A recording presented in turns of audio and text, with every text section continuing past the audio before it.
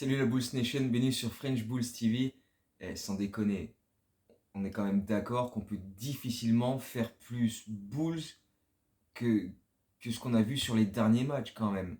Euh, enfin je sais pas, on est passé par toutes les émotions sur les derniers matchs, des émotions très négatives aux émotions beaucoup plus positives, où en fait surtout tu te demandes comment on peut être capable de proposer deux prestations d'ensemble aussi différentes, aussi éloignées l'une de l'autre que celle face à Houston et celle face à Milwaukee.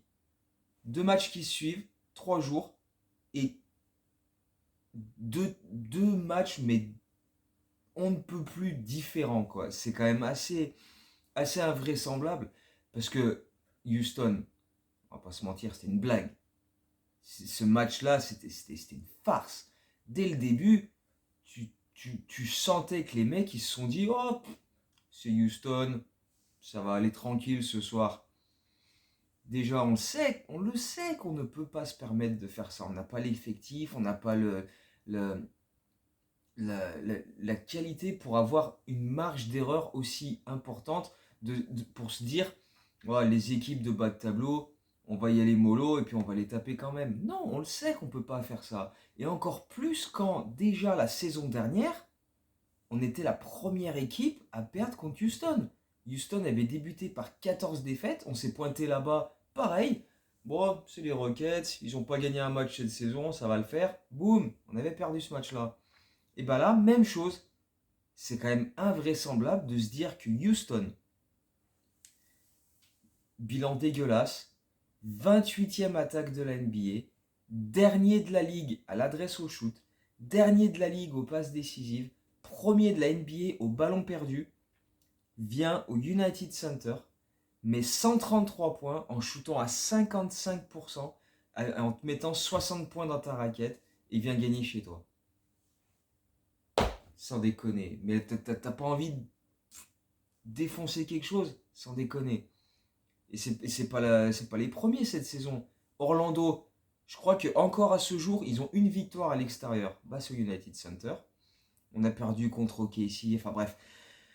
À chaque fois, voilà, on a cette attitude dégueulasse de se dire ouais, ça va passer tranquille, alors qu'on sait très bien que non, ça marche pas comme ça en NBA, et encore moins de notre part à nous, parce qu'on n'est pas capable, voilà, on n'est pas capable de faire ça.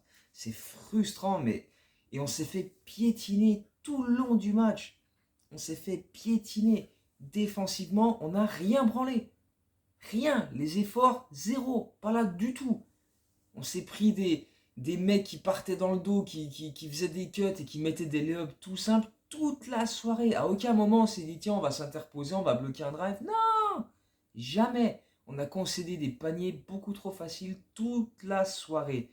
On n'a absolument rien bloqué, on n'a rien contesté, on s'est pas mis en opposition, rien du tout. Et le pire, c'est que offensivement on a fait un bon match. Tu vois, on a quand même mis 118 points, on chutait à 49%, 27 passes décisives, seulement 8 balles perdues, donc c'est pas comme si on avait gâché des trucs ou quoi. Mais défensivement, on n'a rien branlé. On n'avait pas envie, on n'a fait aucun effort, personne, pas de main active pour couper les lignes de passe, rien dans l'attitude, c'était que dalle. C'était une honte. Un match, mais franchement, mais et tu te dis avec un minimum d'application, ça passe. Tu peux battre Houston, on est quand même suffisamment fort pour battre Houston. Eh ben non, tu aurais pu poursuivre ta série de victoires, qui était déjà la meilleure de la saison, parce qu'on n'avait pas encore gagné 3 matchs d'affilée cette saison avant le match contre Houston. Eh ben non, tu vas perdre ce match-là de manière débile, alors que tu aurais pu enchaîner, et non. Et c'est sur ce genre de match-là que tu vois que l'absence de gars comme Caruso, c'est quand même très très préjudiciable. Caruso qui a manqué ce match-là, et celui contre les Bucks, et aussi celui d'avant contre New York, à cause de... Il est rentré dans le protocole commotion, après avoir pris un choc au visage, mais il a également pris un choc à l'épaule, à la clavicule, et c'est aussi pour ça qu'il n'est pas encore revenu. Mais bon, je ferai un point infirmerie à la fin. Mais bref, Caruso n'était pas là. Et tu te dis quand même que quand il est absent, avec sa communication constante pour placer les mecs, à chaque remise en jeu, il est là. Hé, toi, va te mettre là, toi, surveille-le, lui, attention, il va faire ci. Et bah, quand il n'est pas là, on n'est pas appliqué, on n'a pas cette concentration permanente, on fait des erreurs non-stop. Enfin, pas non-stop, mais on fait toujours des erreurs et on laisse voilà, des types partir dans notre dos, on laisse des mecs voilà, récupérer des rebonds beaucoup trop facilement. Euh, et déjà le match d'avant contre les Knicks au Madison Square Garden, c'était la même chose. Caruso n'était pas là et on aurait pu gagner ce match plus facilement que ce que ça a été le cas. Parce qu'on a quand même gagné ce match-là à New York 118-117 sur une fin de match dingue, mais on aurait très bien pu s'en passer en étant plus appliqué défensivement. Le problème, c'est que, bah, comme les matchs précédents face aux Knicks, on a subi leurs problèmes, leur taille, qui nous a posé beaucoup de problèmes avec les Robinson, les Randall, les Hartenstein, les Sims qui ont pris des rebonds offensifs en pagaille, encore 12 face à nous sur ce match-là. On a subi leur adresse à 3 points parce qu'ils sont dégueulasses à 3 points, mais quand ils jouent contre nous, ça devient les Warriors. On l'a vu sur les 2 matchs qu'ils ont fait au United Center. Et là, pareil au Madison Square Garden, même chose. Ils ont shooté à 16 sur 35 à 3 points. RJ Barrett, 6 sur 6 à 3 points. Des drives dans tous les sens. Il nous a pulvérisé. Il a mis 44 points sur ce match-là en attaquant le cercle sans relâche, en multipliant les lancers francs, etc. Et puis on s'est jamais dit à un moment, tiens, on va peut-être mettre un gars en opposition, on va le bousculer, on va s'imposer physiquement. Bon, non, tu penses bien, ce serait con quand même. Donc du coup, on l'a laissé faire son festival, il nous a cartonné, comme beaucoup d'ailleurs en ce moment qui cartonnent face à nous. Euh, mais on s'est sorti de ce match-là aussi parce que bah, les Knicks, ça reste les Knicks. Ils se sont tirés eux-mêmes une balle dans le pied en loupant énormément de lancers francs sur ce match-là, notamment en fin de match, où ils loupent de lancer, il reste 66 secondes, et à ce moment-là, bah, on a juste profité de cette fin de match parce que on est à moins 3 à 30 secondes de la fin. Patrick Williams loupe un shoot à 3 points, on récupère le rebond offensif. Zach LaVine va mettre un drive et après on fait faute intentionnelle pour casser le chrono et leur donner des lancers. Bronson va au lancer franc et là il loupe les deux. Il loupe les deux. Et là, du coup, ça nous donne la dernière chance. On a un point de retard. Ballon à DeRozan qui temporise. Mid-range avec la faute. Monstrueux Desmar qui a été énorme tout le long du match. De toute façon, sur ce match-là, encore une fois, il n'a pas été le seul. Le trio Vooch, Desmar et Lavine a encore réalisé un match à plus de 70 points en cumulé. C'était le 4e de suite de la part de ce trio. Enfin, non, c'était le 4e match de suite où chacun des trois inscrivait au moins 20 points. Et c'était un record dans l'histoire des Bulls. On n'a jamais eu un trio où sur 4 matchs de suite, ils inscrivaient au moins 20 points chacun. Donc voilà, c'était une grande première. Et du coup, on gagne ce match à New York un peu contre le cours du jeu, parce qu'on a quand même passé la deuxième mi-temps à courir derrière le score. On était toujours à 4, 5, 6, 7 points de retard. Dès qu'on mettait un panier, on en reprenait un autre, parce que voilà, défensivement, on n'a pas été appliqué sur ce match-là, pas assez. Et vraiment, voilà, on s'en sort parce qu'ils ont. C'est eux qui se sont chiés dessus, quoi, en loupant tous les lancers francs, notamment sur la fin. Et du coup, on en a profité. Mais c'était quand même. C'était très très laborieux. Mais ça faisait quand même une 3e victoire consécutive. Mais derrière, t'enchaînes avec ce match contre les Rockets où t'es absolument pas là. Donc voilà, tu gagnes 3 matchs de suite, à l'arrache, certes. 2 matchs avec voilà, buzzer beater ou sur la toute fin. Et puis bah, tu perds ce match contre Houston qui brise ta série. Et là arrive Milwaukee. Milwaukee, donc toujours sans Caruso, toujours sans Derrick Jones Jr., mais avec le retour de Javonte Green qui a une limitation de minutes, qui avait loupé les 5 derniers matchs avec son souci d'hématome au genou droit. Et là par contre, en termes d'effort défensif, on a été très très très costaud, très très très solide, très très appliqué tout le long du match. Était obligé face à Giannis. Il manquait Middleton, il manquait Holiday, mais Giannis nous a bulldozer. ballon, dégagez tous de mon chemin et je fonce et j'obtiens des fautes et j'obtiens des lancers. Ça a été chiant. Franchement, c'est super chiant de regarder des matchs des Bucks. Moi, franchement, je serais fan des Bucks.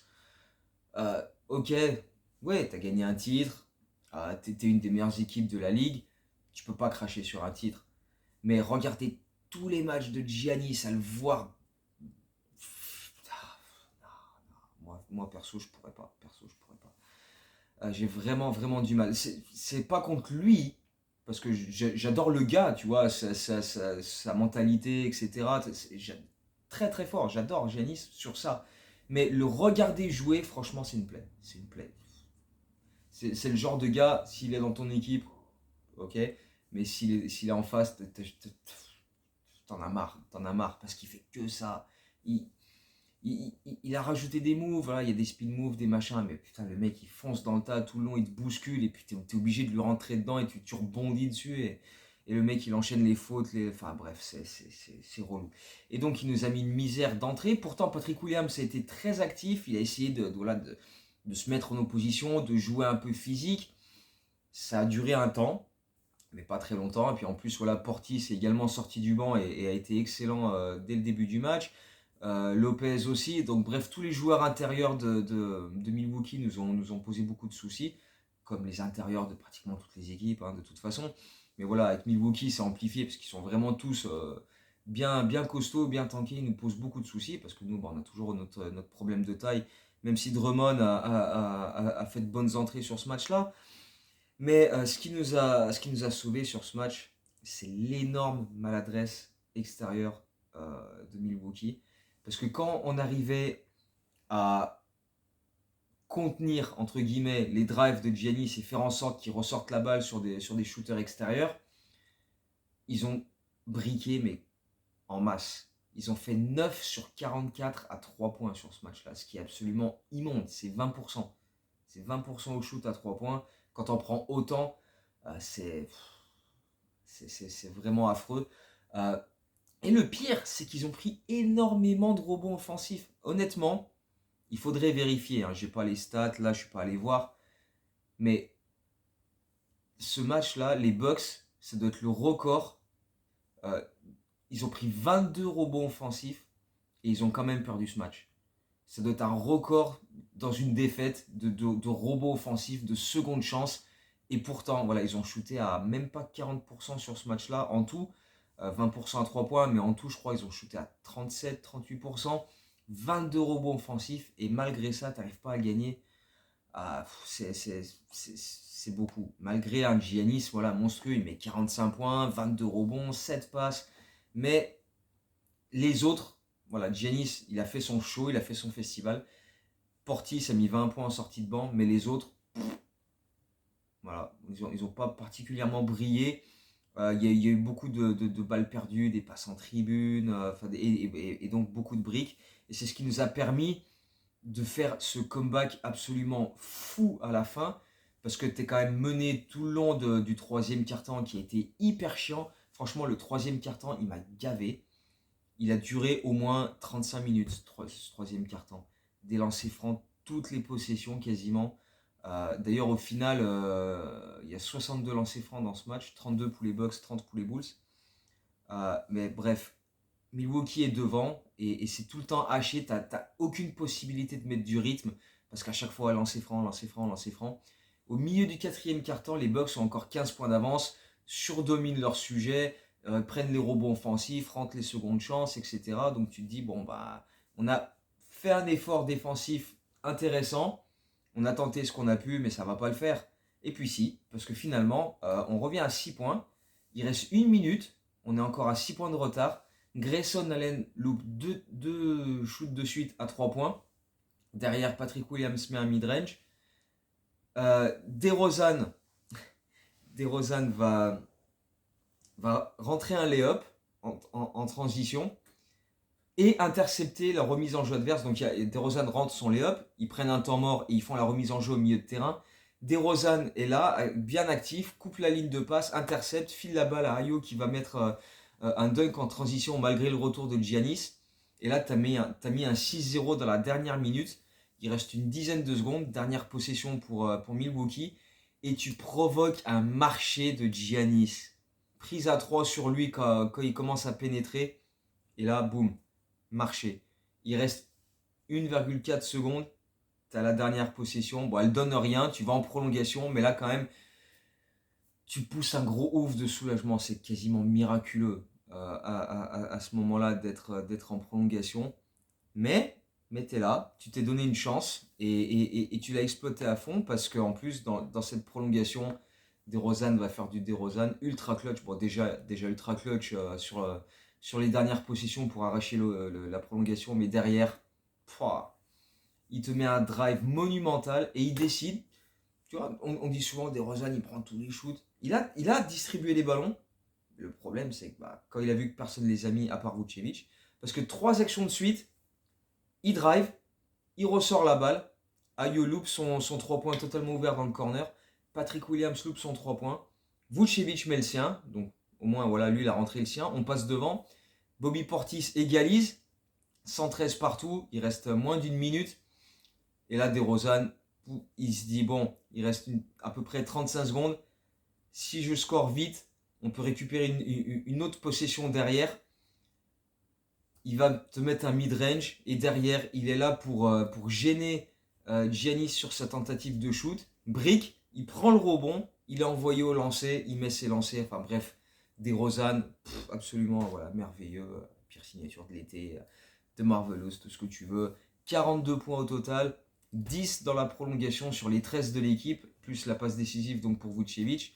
C'est déjà lui qui avait inscrit le lay-up et plus fait la passe décisive à Ayo sur les 4 derniers points avant la prolongation. Donc il a été extraordinaire encore une fois. D'ailleurs là sur les derniers matchs, de toute façon, DeRozan il est revenu pratiquement à son niveau de l'an dernier où il faisait des différences. Parce que même défensivement, il y a eu pas mal de fois où il était là, quoi, où il déviait des ballons, il essayait de s'interposer pour provoquer des passages en force. D'ailleurs, il y a eu une action comme ça dans le 4e quart-temps où les arbitres donnent un N1 à Giannis. Donovan demande le challenge et le coup de sifflet est inversé et c'est une faute offensive sur DeRozan qui s'était bien placé pour provoquer le passage en force. Je pense que Caruso a été fier de DeRozan sur ce coup-là parce que c'était typique une action à la Caruso.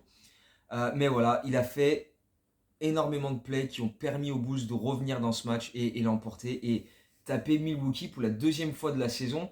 Quand on les avait battus la première fois, on avait inscrit 18 paniers à 3 points, ce qui était à ce moment-là notre record de la saison. Cette fois-ci, ça a été, voilà, malgré leurs nombreux rebonds offensifs, leurs 50 000 lancers francs avec Giannis, on a été capable de revenir dans ce match, de faire les plays décisifs et d'assurer la victoire en prolongation. Avec aussi des gros shoots à 3 points de Zach LaVine dans le 4e quart-temps pour permettre de revenir quand on est passé de moins 15 à moins 6. Il a été extrêmement précieux lui aussi, donc il faut toujours le souligner parce que voilà, on parle toujours de Demar qui est ultra clutch, mais sur les derniers matchs, Zach LaVine, il est très clutch aussi. Il retrouve un très gros niveau. Là franchement, s'il n'est pas à 100%, il n'est pas loin. Il est vraiment fort. De meilleures sélections de shoot, on va dire. Et ouais, il arrive toujours à rentrer quelques shoots compliqués. Et il est vraiment actif et vraiment plaisant. Donc voilà, pourvu que ça dure. Vucevic a encore été très bon aussi. Drummond a fait de bonnes entrées. Dragic a été très bon sur ce match face à Milwaukee aussi. Donc voilà, grosse prestation collective, gros effort de la part de tout le monde pour vraiment faire le taf parce que Milwaukee, t'as pas le droit à l'erreur. T'as pas le droit d'être mal placé, parce que forcément ils te punissent derrière, surtout avec Giannis en mode rouleau compresseur. Mais c'est vraiment ça, quoi. Ils te foncent dedans et tu peux rien faire, quoi. Mais voilà, on a réussi à passer outre la tornade Giannis et on a gagné ce match-là pour se relancer. On a quand même gagné 4 de nos 5 derniers matchs. Et s'il n'y avait pas eu cette prestation daubée contre Houston, on serait peut-être sur une série vraiment intéressante pour finir l'année. Sachant que là, on a un back-to-back qui arrive face aux Pistons et aux Cavs, donc le 30 et le 31, donc à partir de ce soir. Kobe White va manquer vraisemblablement au moins le match de ce soir. Il est sorti sur blessure face aux Bucks dans la première mi-temps. Et c'est dommage parce que vraiment, on l'avait souligné dans la dernière vidéo, mais sur les matchs qui ont eu lieu là depuis, Il a continué à être vraiment, vraiment bon. Dans l'impact défensif, il fait vraiment de bons efforts. Il score en sortie de banc avec une adresse intéressante. Il met des 3 points, il attaque le cercle, il provoque des lancers. Donc, vraiment, en ce moment, Kobe White, il est dans le vrai. Il fait vraiment, là, sur les, on va dire, 2 dernières semaines à peu près, depuis qu'il est revenu de son petit souci. Je crois qu'il avait un souci à une hanche. Depuis qu'il est revenu, il est vraiment, vraiment, vraiment solide. Et il fait vraiment plaisir. Donc, ouais, c'est dommage que là, il manque au moins le match de ce soir. Par contre, Caruso devrait revenir. C'est pas encore officiel au moment où je fais la vidéo, mais il est plus dans le protocole commotion. C'était son souci à la clavicule qui l'avait empêché de revenir face à Milwaukee. Mais ça a l'air d'aller mieux. Il s'est entraîné normalement, donc il devrait être là ce soir face aux Pistons. Donc ça fait plaisir. Green est revenu, on l'a dit. Derrick Jones Jr. est encore un petit peu incertain. Le petit point d'interrogation, c'est Patrick Williams, qui lui aussi, du coup, souffre d'un souci à une clavicule. Et on ne sait pas ce que ça va donner on ne sait pas encore, encore une fois, au moment où je fais la vidéo, comment ça va se passer pour lui pour ce back-to-back qui arrive. Donc pour terminer 2022 en beauté, espérons-le. Peut-être avec encore 2 buzzer beaters de DeRozan, même si voilà, il en a déjà réalisé quelques-uns là sur les derniers matchs. Donc euh,